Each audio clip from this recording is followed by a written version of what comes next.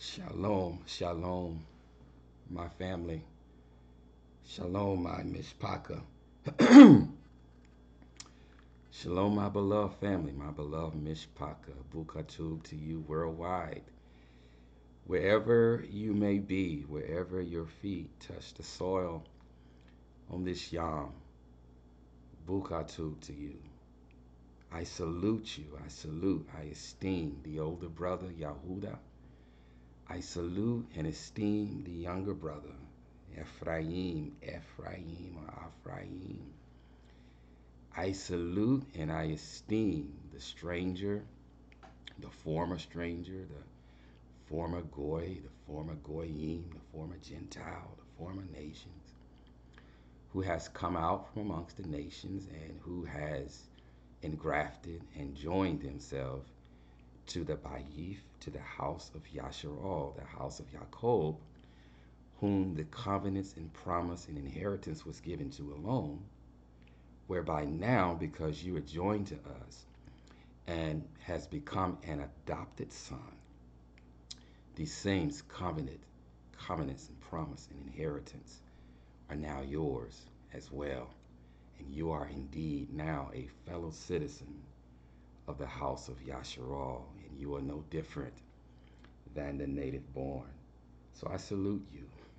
I salute you, stranger. I salute you, Goyim, former nations, because you are indeed now my mishpaka. You are now my family. Shalom, shalom to you worldwide on this Yom, all 12 tribes, all of them, all 12 tribes of the house of Jacob, all 12 sons, and his two grandsons, Ephraim and Manasseh, and the stranger, all 12 tribes of the house of Jacob. I salute you, I esteem you on this Yom, my Mishpaka. I esteem you.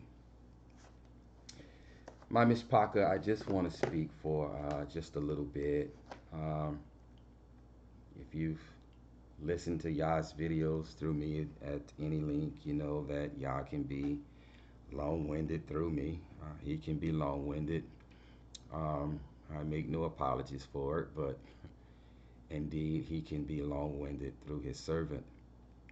But I pray that this one is not it's not a long video, but he just has a few words that he wants to speak to the house of Jacob, this morning. Just a few words. And it is primarily because, Zion, we have become so very distracted that we are being distracted, and it's purposeful. It is a purposeful distraction. Our adversary, the enemy, he is playing a what is called a switcheroo. You know, the game with the different caps, you know, that we see on street corners a lot, where they would place something on a cap, and through a sleight of hand, they will move the caps and invite you to choose which cap the item is under. But in most, or if not all instances, they have already removed the item from the table via a sleight of hand, and it's not under any of the caps. It's not under any of them. And so via sleight of hand, and usually he does it via distraction. He will distract us and or distract the person, distract the pawn, so that he or she does not see this going on. And so I submit a switcheroo has occurred, and while we were wide awake, while we were watching, the item has been removed from the table. While our eyes were gazed on something else, behind the scenes, something else is occurring. Something else is occurring. We right now have this gun debate, this major gun debate that is going on.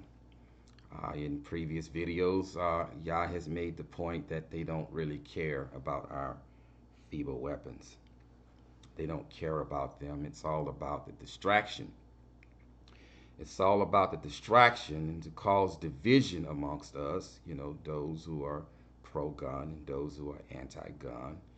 Um, it's all about the distraction and it's all about causing a division. Meanwhile, what are they doing behind the scenes? What are they distracting us from? What are they doing behind the scenes? Recently, a new movie came out called Black Panther. Now, I'm not going to discuss the movie because, quite frankly, I haven't seen it. I haven't seen it. Neither do I plan to see it. I have no plans to see it. I'm not being led to go and see it, go and watch it. But I submit to you that this is just one in a plethora of distractions that are being thrown our way to distract us and to lead us astray. This movie is just one of many in the genre of black nationalism. Of black nationalism.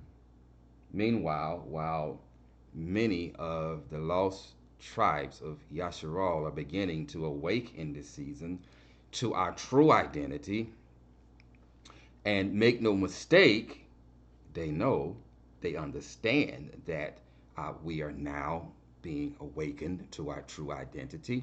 And so it's not by a coincidence that this movie comes about that is now distracting many and deceiving many into thinking that they are Africans. That they are Africans.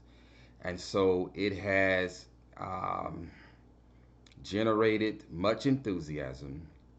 It has generated much pride, much black nationalist pride, um, such as to once again deceive and to lead us astray from our true identity, from our true identity. Meanwhile, what is really going on behind the scenes? What are they distracting us from? Now, this is just two examples, but there are a plethora of examples that they are using to distract us and to lead us down a pathway to destruction. Religion is another. Religion is another. Religion is another. But the question is, what are they distracting us from? What are they distracting us from? Well, many of you who are awakened, you understand and you discern what season that we're in. You understand clearly and you understand what season that we're in. You understand that judgment is even at the door. You understand that plagues and destruction is even at the door. You understand that a great shaking is even at the door. You understand that Yaakov's distress is even at the door. The word declares that a time of testing is coming unlike the world has ever seen before. A time of testing is coming unlike the world has ever seen before. In the words of the Hamashiach, if these days are not shortened, no flesh will remain. No flesh will remain. We're even at that door. Meanwhile, most of the population of the world have no clue that this is even at the door, that a great shaking is even at the door. They're too busy being distracted by black nationalism. They're too busy being distracted by the gun debate and politics. which are all pawns of the adversary.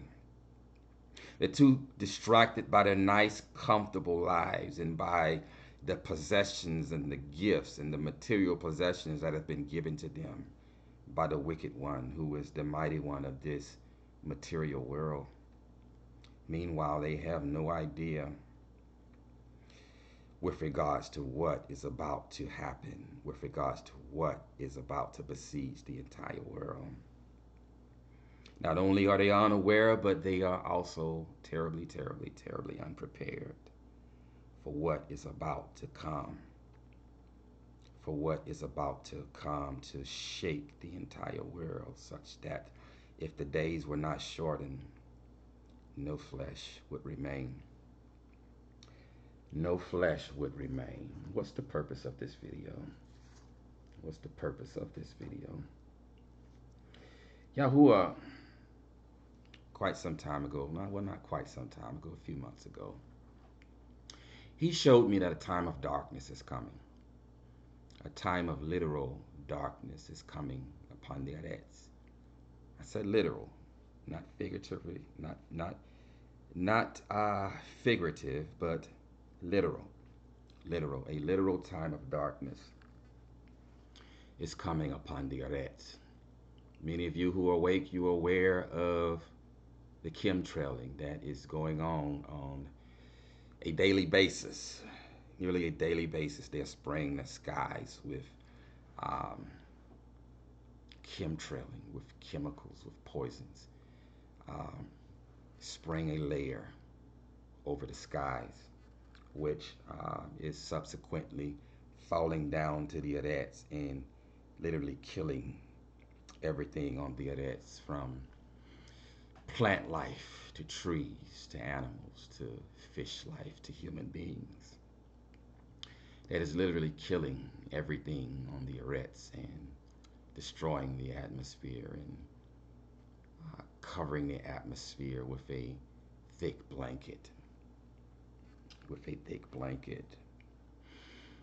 The question is why?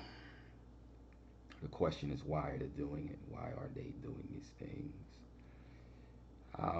Again, if you're awake, then you understand that their plans are to reduce the world's population down to 500 million people.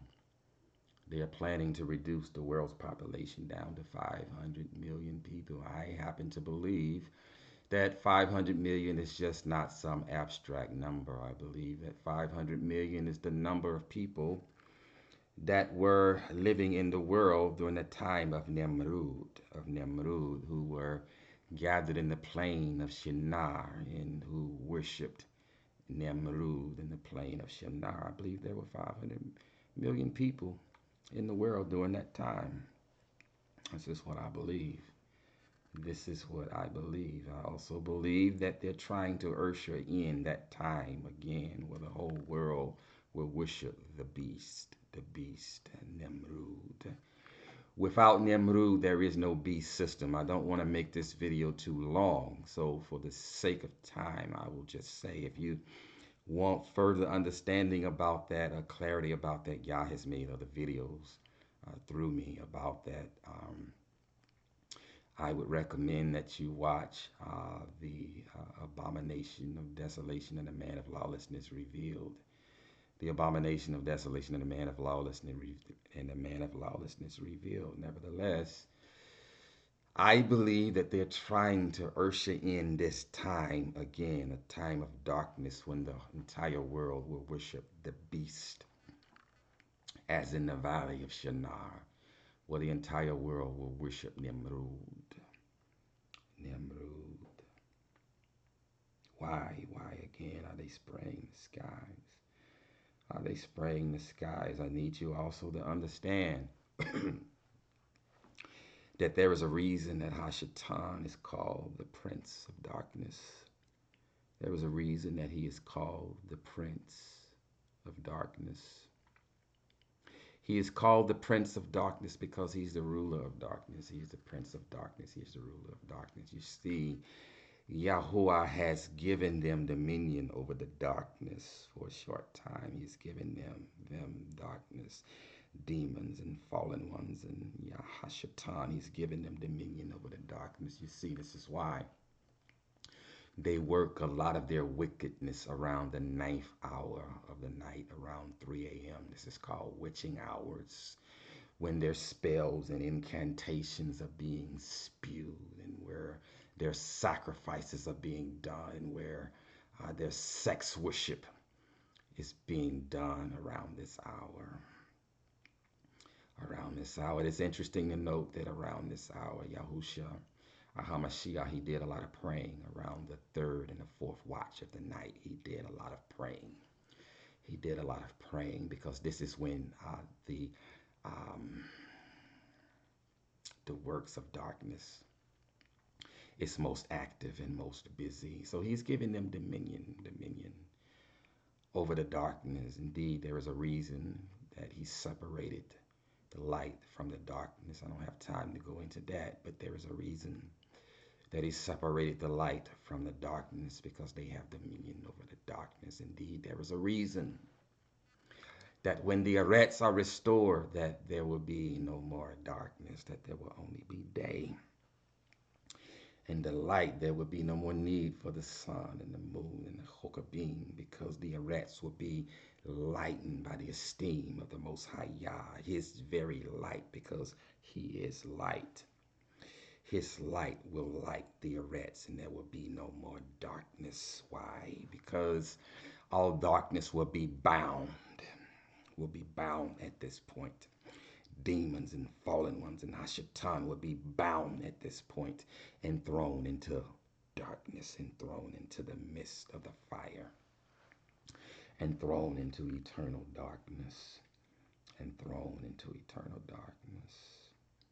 They will be bound, and there will be no more darkness. They literally have dominion over the darkness. Why am I saying this? Why am I saying this? A couple of days ago, a beloved brother of mine sent me a text message. He goes by the name of Malak of Yah. Malak of Yah, Messenger of Yah. He has a YouTube channel I encourage you to check out. He's my beloved brother. He sent me a text the other day, yesterday indeed. And he said, once again, darkness is consuming the arets, and Yahuwah will separate the darkness from the light. Yahuwah will separate the darkness from the light. He goes on to say that Yah also said to him that during the tribulation, Torah will be the only light, that Torah will be the only light. This was indeed a reminder and a confirmation of what Yahuwah had already previously spoken to me, in that when a time of literal darkness comes upon the earth, that indeed the only light will be Torah. The only light will be Torah. And that light will emanate from us. It will proceed from those who walk and obey Torah. And even though we will be surrounded by literal darkness, it will not impact those who have the light of Torah in them. It will not impact the light of Torah, who have the light of Torah in them and who walk in the light of Torah.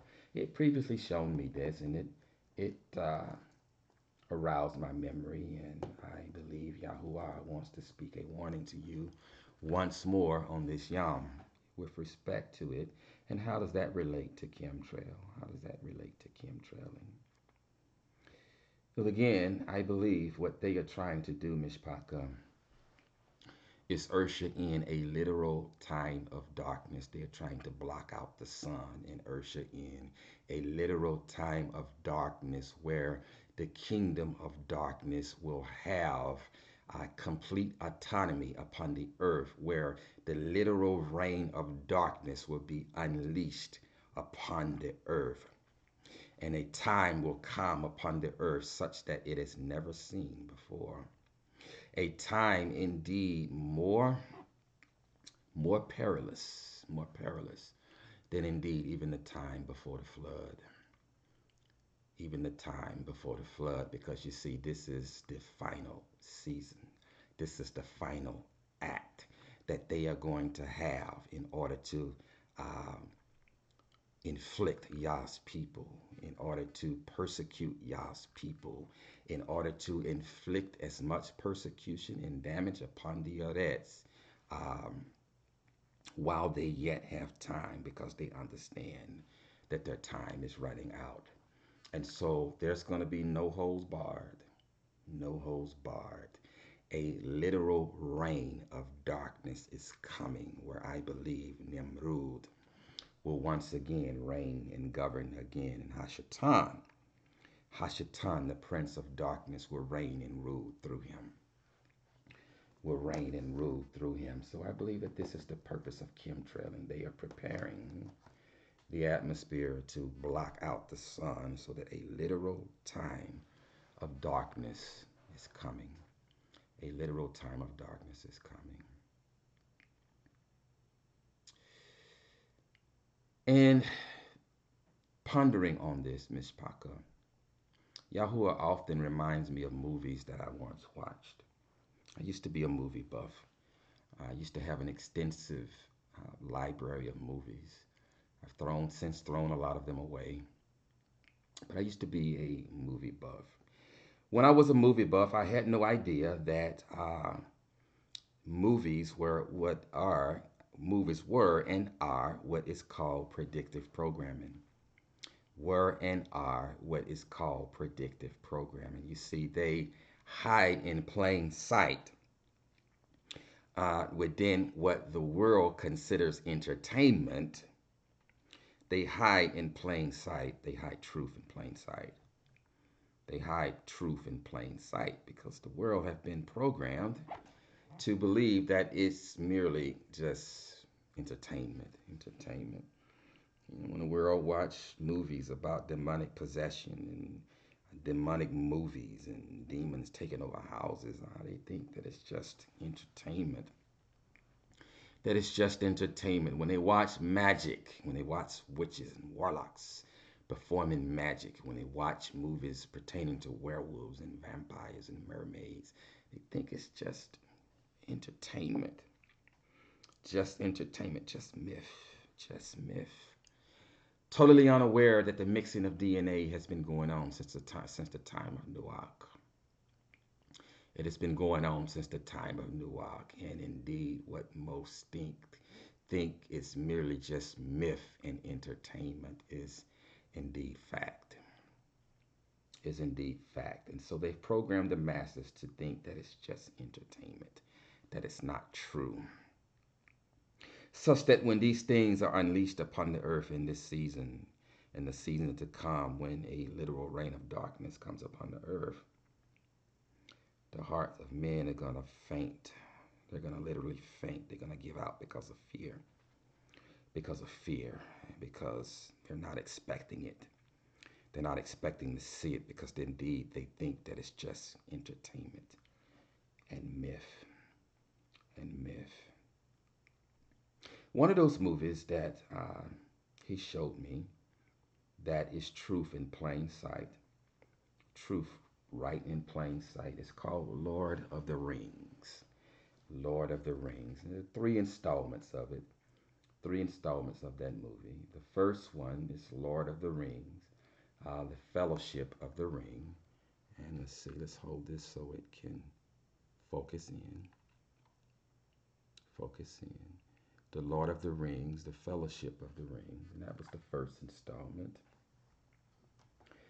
The second installment was The Lord of the Rings, The Two Towers. The Two Towers. And I encourage you, if you haven't watched these movies, to watch them because there's much truth hidden within them. Hidden within them. And the third installment was called The Lord of the Rings, The Return of the King. The Return of the King. Off point from that, off subject, is another movie that you should watch. It's called Reign of Fire. Reign of Fire. It's also predictive programming that you need to watch because indeed, dragons are not myth. They're not myth. Dragons exist in every society and they have thousands of years. Indeed, if they have existed for thousands of years in every society known to man, you better believe that there is more truth than myth to the existence of dragons. They indeed exist. You don't have to believe me, it doesn't matter. They exist. But I want to focus your attention on the Lord of the Rings. The Lord of the Rings. Now, it's been a while since I watched it. It's been a while since I watched them, and I'm going to go back and watch them just to refamiliarize myself with them because there's much truth hidden within them. Much truth hidden within them. But it starts off, and I'm going to try, and I pray that Yahuwah helps me to remember because it's been a while. It starts off when they have a battle, they have a fight. Mankind has a battle, the whole world has a battle with a wizard called Sauron. Sauron, who is indeed Nimrud. Nimrud. Sauron also, um, ironically, rhymes with Shatan. Shatan, Sauron, Shatan. Indeed, Shatan is worshipped through Nimrud, Sauron. So it starts out with the whole world fighting Sauron, who deceives mankind by giving seven kings rings of power. He seduces them by giving them rings of power. Yeah, they had power. And but he was deceptive. He was deceptive because there was one more ring that only he had that trumped the seven rings that they had.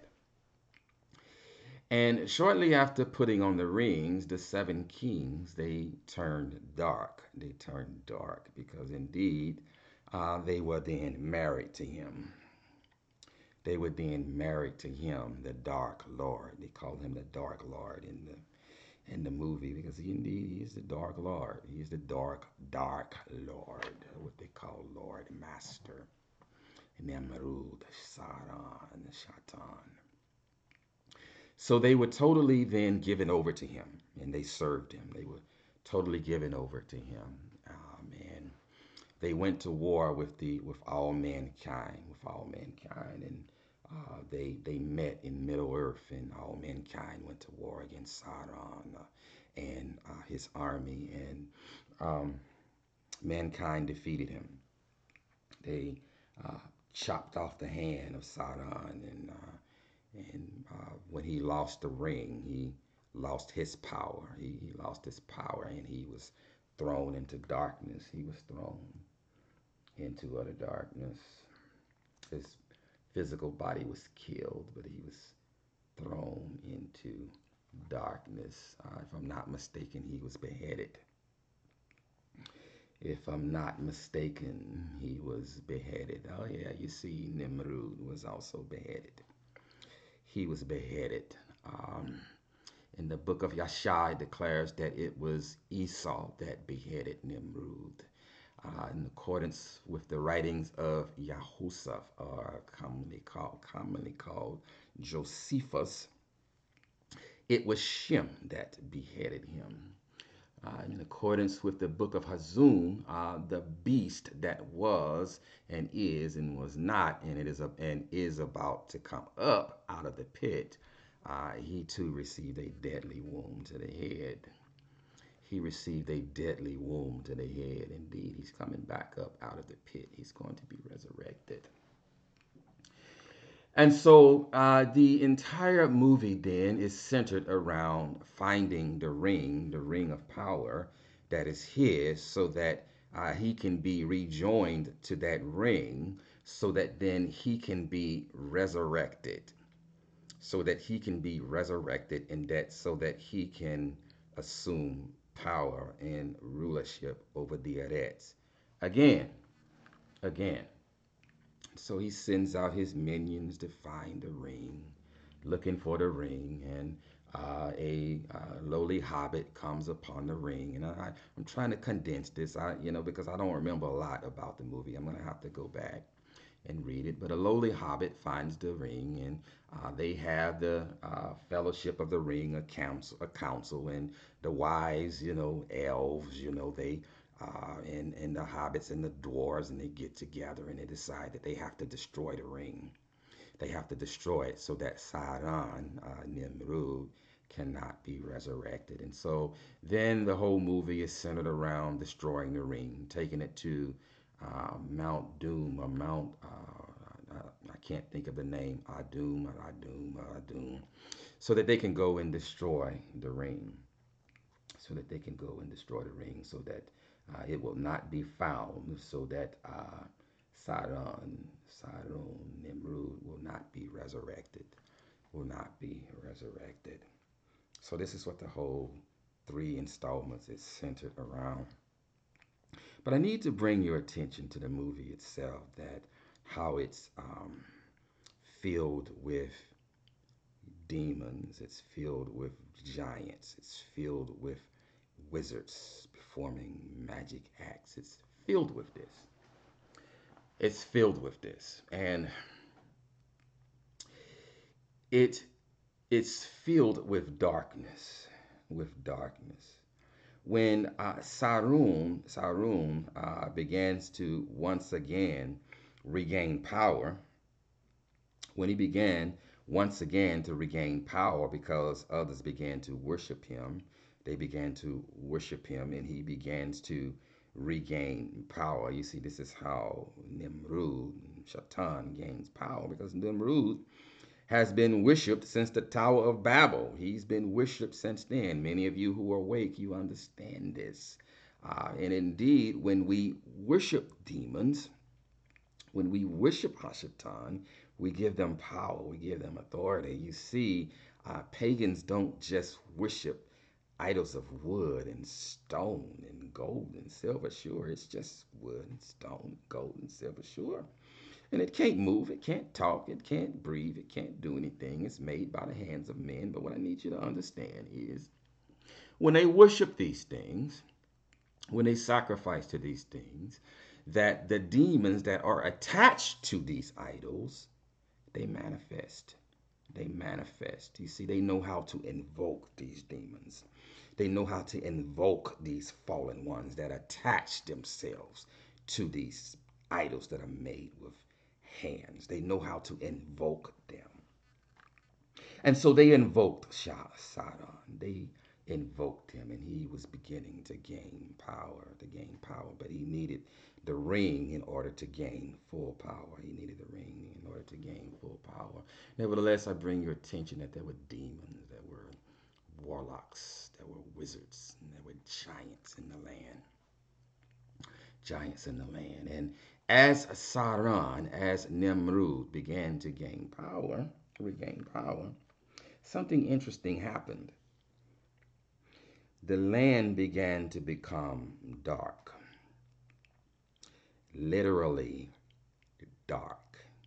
It became dark. It became literally, physically dark, and things began to die. Trees and plant life began to die. They began to die. And darkness, physical darkness, covered the land. It covered the land.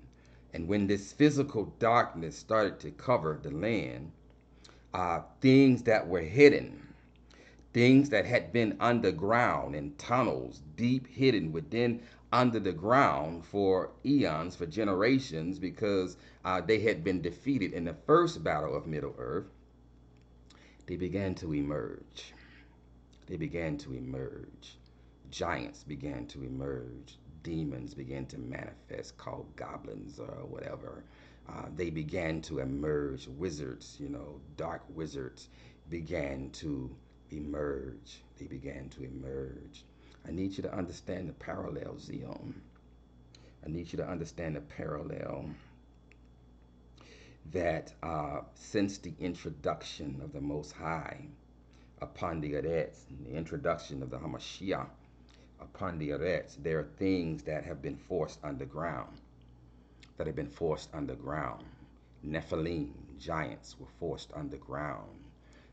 Demons, who are the disembodied spirits of Nephilim that were destroyed during the flood, uh, they're still here, but I need you to understand that there are physical bodied Nephilim that are still here as well, that were forced underground. And they are going to emerge during this time of darkness, and demons are going to manifest during this time of darkness. And as the scripture says, false, lying signs and wonders are going to go forth on the earth. So wizards, dark wizards, are going to emerge on the earth when this dark time comes. People that have been hidden underground, and they are showing you in plain view that the time is nigh. They are no longer hiding things. They're no longer hiding things. You know, the pizza gates and the child sacrifice and child rape rings and the drinking of the blood, and all of these things are becoming made known in this season. They're no longer hiding things. They're doing things in plain sight. We see the Taco Bell commercials with the all-seeing eye. They're no longer hiding, Zion. They're no longer hiding. They're letting you know that they are beginning to emerge with the ceremony of the Gothic tunnel that happened, I believe, in Sweden, that with the ceremony of the Gothic tunnel, the breaking of the veil, letting us know that the things that were buried deep underground in that tunnel are getting ready to emerge at the right appointed time, when a literal time of darkness is getting ready to come upon the earth. A literal time of darkness is getting ready to come upon the earth. And when these things began to come upon the earth, one of the things that was uttered in the movie is that you are going to feast on man flesh. You're going to feast on man flesh. You see, movies like The Walking Dead is not just entertainment. It's not just entertainment, it's truth in plain sight. Truth in plain sight. Men are going to consume men. They're going to eat men flesh in occultic circles, in places like Venezuela. Right now they call it long pig. They call it long pig. They call human flesh long pig. Why? Because those that consume human flesh will tell you that the taste of human flesh, it tastes like pork, it tastes like swine. And many yet will still eat this filthy beast when it tastes just like human flesh. Indeed, when they're training people in medical school, they train them on swine, they train them on pigs, because their anatomy is so similar to humans. It's so similar to humans. Indeed, in special forces training, they will shoot a pig, they will shoot it, and then the person um, undergoing medical training, because they have two specialties. Either you're a med sergeant or you're a weapons sergeant in special forces. But the med sergeants, when they're undergoing training, they shoot a pig, and then part of the training is that they have to keep that pig alive. They have to keep it alive after it's been shot, because the anatomy of a pig is so similar to the anatomy of a human being, and that's why flesh, it tastes alike. It tastes alike. Thus, in those circles, they called human flesh long pig. Long pig. And this is being, long pig is being now sold in the markets in Venezuela. Oh, yeah, research it. Research it. Long pig is being sold. Human flesh is being sold. Nevertheless, that's not just entertainment. It's not entertainment, because they are going to create zombies, you know, through 5G technology, through animating human bodies, through possessing human bodies with demons, and they're going to become zombies, and they're going to eat and consume human flesh. You see the consumption of human flesh. It began with Nephilim. It began with demons. Again, demons are the disembodied spirits of Nephilim. It began with them during the time of Noah, when humankind could no longer sustain them, could no longer feed them. They then turned on humankind and began to eat humankind. And the book of Enoch declares that they began to drink the blood. They began to drink the blood. And so wherever you see the consumption of human flesh and the drinking of the blood, there is demonic presence. There's the presence of Nephilim, because that's where it began. That's where it began. And so this is going to happen. The consumption of human flesh and the drinking of the blood is once again going to happen during this dark season. They tell us, they're showing us this in this movie. Go and you're going to feast on man flesh. You're going to feast on man flesh. And then mankind was thrown into chaos. Chaos in the movie. And we know that chaos is coming. Order out of chaos is coming. And they literally had to fight for their lives. They had to fight for their very lives against legions and legions and legions of demons and giants, and against wizardry. They had to fight for their lives. They had to fight for their lives. There were numerous battles that took place in different places where they had to literally fight for their lives, for their very existence, to fight off these horde of demons and wizards and giants who were trying to take over the Eretz, to once and for all usher in a time of darkness where they are in complete control of the Eretz, but they were unsuccessful then, and they're going to be unsuccessful now. Unsuccessful now, as long as the Ruach of the Most High, and as long as his Kodashim, as long as he has Kodashim on the Eretz, who have the Ruach of the Most High in them, then hear me, the reign of Yahuwah has come upon the Eretz. The reign of Yahuwah has come upon the Eretz. If they are successful in eradicating all life, where no one has the Ruach of the Most High in them, where the reign of Yahuwah is upon the Eretz, because here's what I need you to understand. I'm speaking via the inspiration of the Ruach, that Yahuwah is just. He is Zedek, and he will not go where he has no legal right to be. See, he is Ruach. He is not material. He is not material. Thus, right now, Shaitan has a legal right to the Eretz. He is the legal ruler of the Eretz, of this material world. And Yahuwah will not go where he does not have a legal right to be. So how does he come? See, this is why he assumed flesh and came here, so that he will have a legal right to walk the Eretz. This is why he assumed flesh and he came here, so that he would have a legal right to walk the Eretz. And now he has a legal right to walk the Eretz through us, who are in the material, but his Ruach is in us. So he has a legal right to walk the Eretz. And as long as he is in us, then they cannot completely take over the world. But they want to kill you. They want to take you out. They want to kill you, so that they have complete autonomy over the Eretz. And thus they were trying to do this in the Lord of the Rings. They wanted to kill all mankind. They wanted to eradicate all mankind, such that there was not one man left, one man, a woman, a child left on the Eretz, so that Yahuwah would not have a legal right to the Eretz, because he again will not come where he does not have a legal right to be.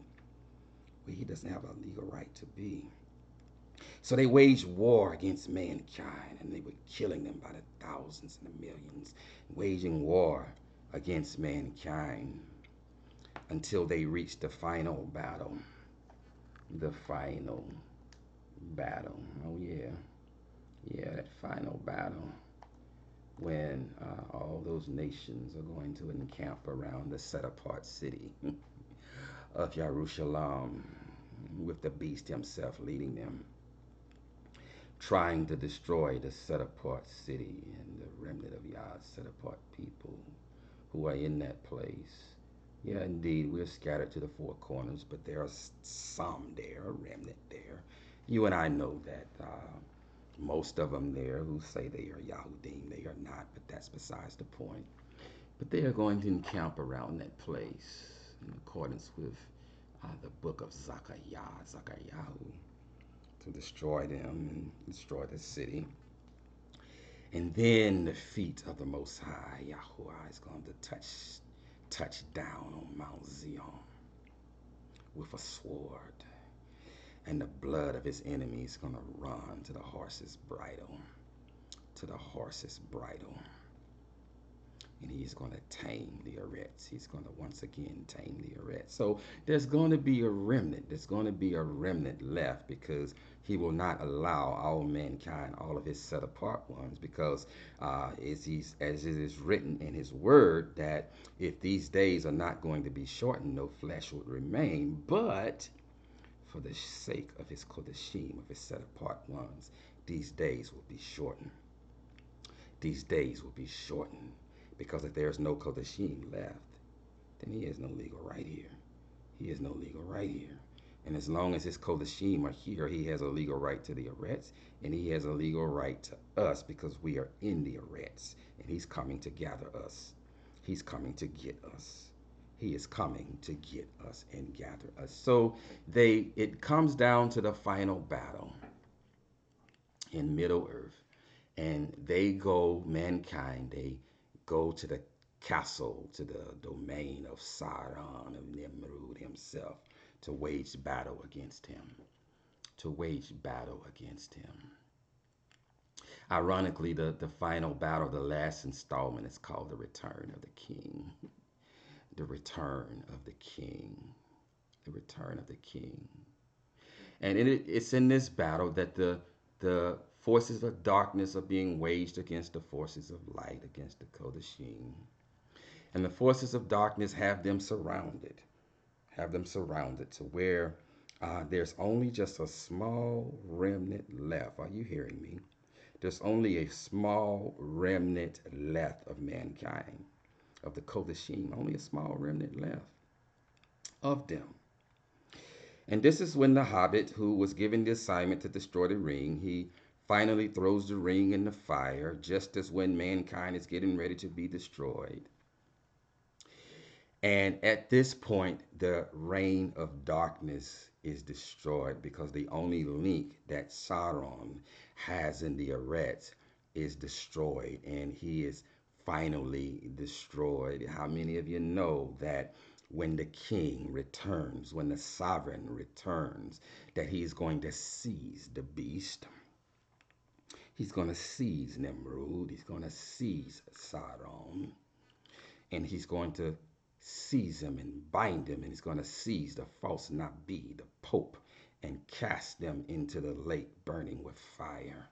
And he's going to bind Hashatan and put him in the pit for 1,000 years, where there's going to be 1,000-year millennial rest, 1,000-year Shabbat, where the first fruits, where the firstborn son of Yahuwah, where Yasharah, will reign and rule and rest with him for 1,000 years. But here is when the reign of darkness is finally destroyed, when Sarun is destroyed, when there is no longer a link that connects him with the physical world, where he is destroyed. How many of you know when he returns, he is going to send out the reapers. He's going to send out his Kodashim, his Malachim, what the world calls angels, his messengers, his Malachim, to the four corners of the earth.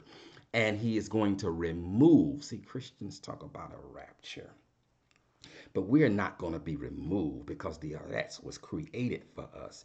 The Eretz was created for us. The earth was created for us. So if you are removed, then you are not Kodashim.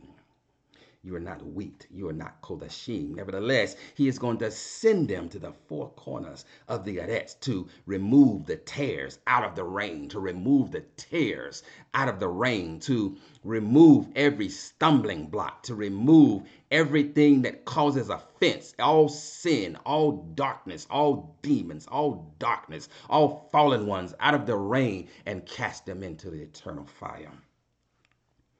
All darkness. See, he's going to remove the link. He's going to remove the link that gives Sodom access to this world. He's going to remove the link. He's going to destroy the ring. He's going to destroy the ring. And just at that moment when they have us surrounded and think that they're getting ready to crush us, that think they're getting ready to crush the remnant of the Most High Yah, at this point, Yahuwah himself is going to split the skies, and his feet are going to touch down on Mount Zion. He's coming with his sword, and the blood of his enemies is going to run to the horse's bridle. Run to the horse's bridle.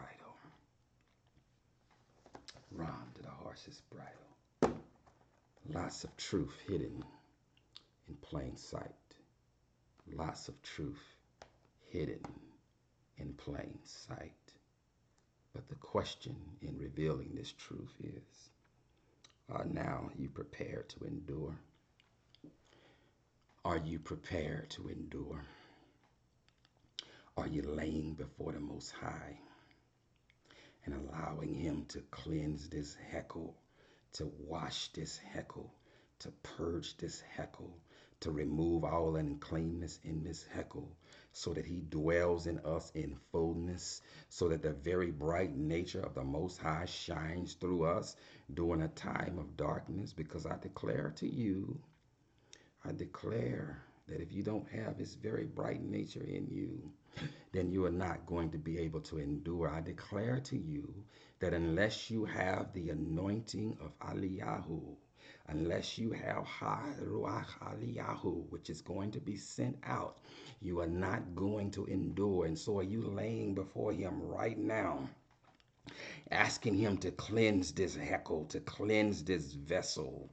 Are you striving and aspiring and fighting and scratching to ensure that your garments are clean, to ensure that your garments are not stained with the blood of your virginity, indicating that you have been laying with other mighty ones?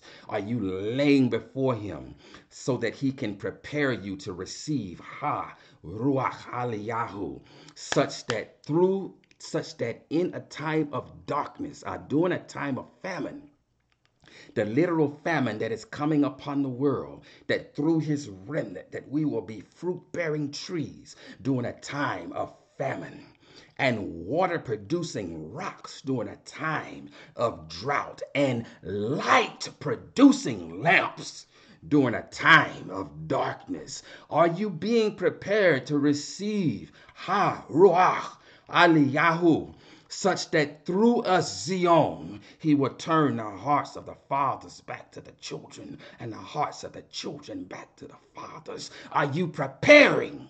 Are you being prepared for the time of literal darkness that is coming upon the earth? Or are you being distracted by movies like the Black Panther?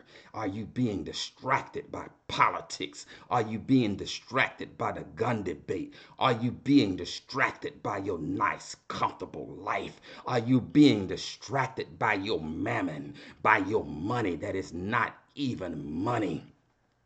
It's not gold. It's not silver. It's not constitutional money. They have deceived your naive behind into trading in your gold and silver for something that doesn't even have worth.